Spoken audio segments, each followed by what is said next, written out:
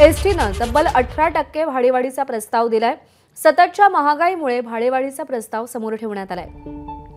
नव्या सरकारच्या काळात प्रवाशांच्या खिशाला याची झळ बसण्याची शक्यता आहे। प्रस्ताव मान्य झाल्यास मुंबई पुणे प्रवास हा 60 रुपयांनी महागणार आहे। निलेश बुधावले आपले प्रतिनिधी सध्या आपल्या सोबत आहेत। निलेश, खरं तर गेल्या काही दिवसात आपण पाहिलं होतं की वेगवेगळ्या योजनांमुळे एसटी नफ्यामध्ये आहे किंवा फायदा होतोय। मग हा 18% भाडेवाढीचा प्रस्ताव पुढे काय येताना दिसतोय? प्रज्ञा, कर्मचाऱ्यांचं वाढतं वेतन, वाढता इंधन दर, सुट्ट्या भागांची वाढती किंमत आणि टायर लुब्रिकंट यांचे वाढते दर यामुळे 2011-21 पासूनच भाडेवाढ केली गेली पाहिजे अशा पद्धतीची मागणी होती। शेवटचा 2021 साली भाडेवाढ करण्यात आली होती, त्यानंतर भाडेवाढ करण्यात आलेली नाहीये।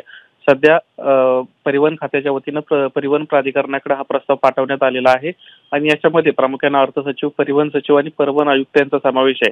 खरं तर निवडणुका चालू होत्या, त्यामुळे हा अंतिम जो याच्या संदर्भातला निर्णय आहे तो होणं अपेक्षित होतं, मात्र तो झालेला नाहीये, कारण निवडणुकांवर थेट याचा परिणाम होऊ शकला असता, कारण हा निर्णय राजकीय निर्णय असतो।